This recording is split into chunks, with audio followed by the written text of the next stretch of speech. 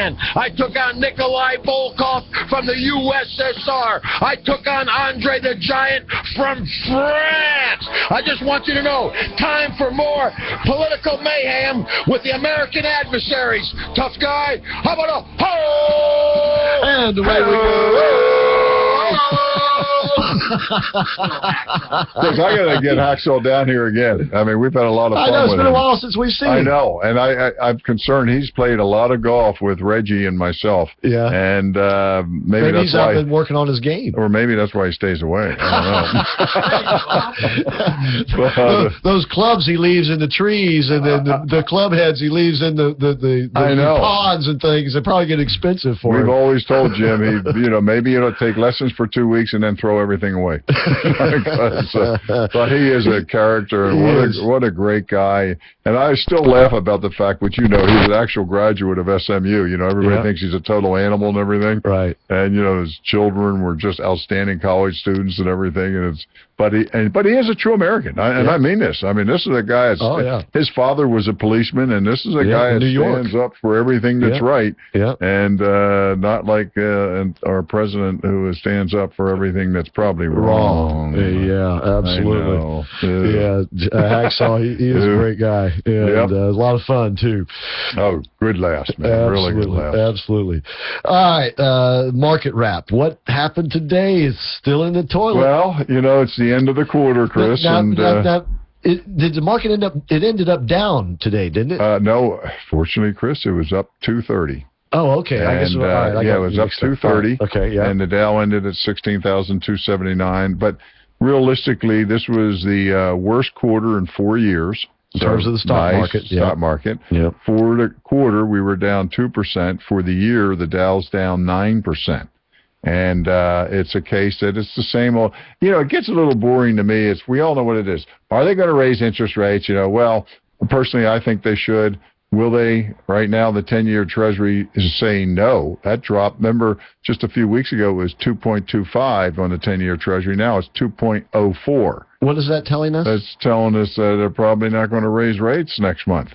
Because October and December are the last two times they can raise. Yeah. And a lot of people would like to see them raise it one to get it over with. Right. And I just can't believe that a 15, 100 move in the interest rates would do much at all, other than psychologically be the right thing to do, because we haven't moved interest rates in over 8 years.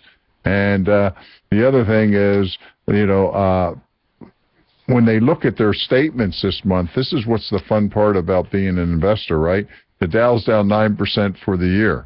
So, look at their 401k. I always say you ought to take a shot of vodka or maybe throw in a Jack Daniels before you open up those statements at the end of the month. Right, right. Because, and again, earnings come out in the next 3-4 weeks, and I don't think earnings are going to be very good, particularly in certain sectors.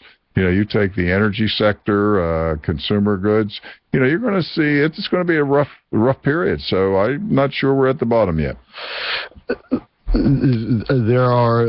Have we actually entered into bear territory yet? Once you cross 10%, remember, it's a correction at 10, and a bear is 20. 20%. That's what I mean. Have we reached the bear market status yet? And I hope not, because it gets real painful. But isn't that usually sort of the point where a lot of the technicians say we slow down, and this is a turning point. Right. But you know what? The irony is we are in a major bear in certain sectors. You take the energy sectors. Oil and gas. Many of these stocks are down 40, 50%. Yeah. And even our friend, remember, I think Disney got up to 125. Remember, they hit like 98 or something the other day.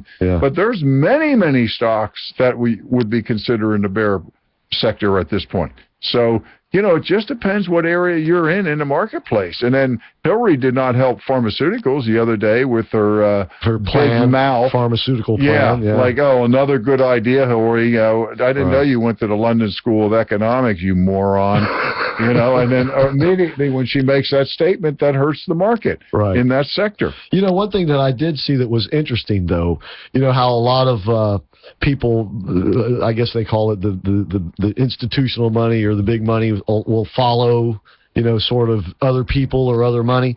Carl Icahn announced that he is increasing his share in a couple of natural gas companies. One is one that is set up to export natural gas, and the other one is one of the major domestic producers of natural gas. You've often said that when it's good, it's bad. When it's bad, it's bad. I mean, when it's bad, it's good. And right now, it's really bad in the oil and gas market. Would that be a time to start nibbling here? Take an example. I'm just using this is just an example. No, but take like a stock like ConocoPhillips.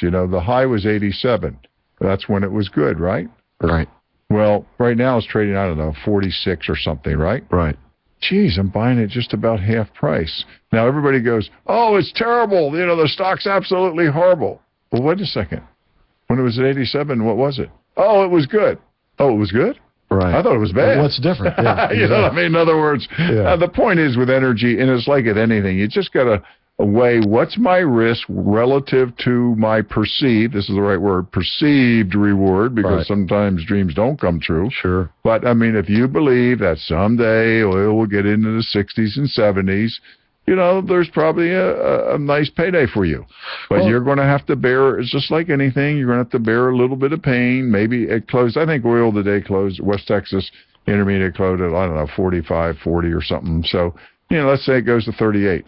Big deal. You shouldn't buy it if you have to sell it anyway. Right. But the reality is, do you think West Texas will get back up to 58, 60, which it was just a few weeks ago? Yeah. So, well, the most likely scenario is that in a couple of years, it's actually back up around $100 a barrel. It could be. I mean, there's a lot of things. Look, imagine what's going on in the Middle East, man. I believe that some of these countries are going to get so desperate, they're going to start bombing their others' oil fields. Yep. And you know what that's going to do?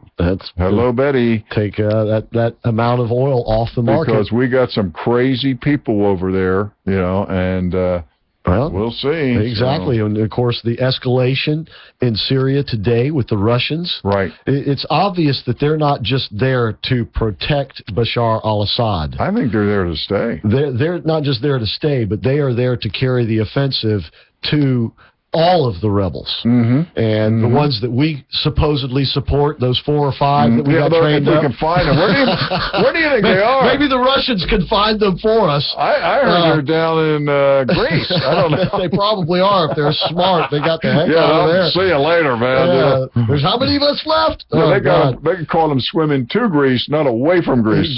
Boy, I tell you what. But no, he's going to prove Barack Obama wrong. Barack Obama and his little proclamation that it's not enough to defeat ISIS on the battlefield. All that is an excuse not to engage in the fight. Right. And this little business that we're doing over there, running these sorties and carrying out strikes in Syria and Baghdad, this actually is counterproductive because it makes us look weak in comparison to the Islamic State. And then we wonder why they are being so successful at recruiting people from the West. And like you say, we kill 10,000, they get 10,000 more. Because so you're going nowhere. Because we don't look like we're killing 10,000. And I guarantee you, we have not killed 10,000 of these characters. Right? We've probably killed 1,000 or 2,000. Yeah. Because imagine the money you spent per kill. Right, because ridiculous. Of the sorties that we're flying, most of them come back with the weapons still attached to the aircraft because they don't get the approval from the higher-ups to use them because we're too afraid that we might kill the wrong person. Well, if that's the case, I'm sorry. You need to pack it up and go home. You think the Russians are concerned about that? No, they're not. They proved that today. They conducted airstrikes. They said against the Islamic State. Turns out it was not. It was against another rebel faction against Assad, and there are a number of them. And they killed children and probably women in the process. The Russians aren't going to care about that. I know. And I mean, I think about those poor people that were gassed and everything. Yeah. They're just going to get waxed. Exactly. The Russians are going to come in there, and they're going to take care of business as they see fit. And they are going to protect Bashar al-Assad, and they are going to, in the process, become the dominant player in the region because we have walked away. And in the process, we have opened the door for Vladimir Putin to come right in and set up shop. He was already there basically to begin with, but now he's expanding his role. He knows that Barack Obama can't do anything because he's too weak in his mind and in his will.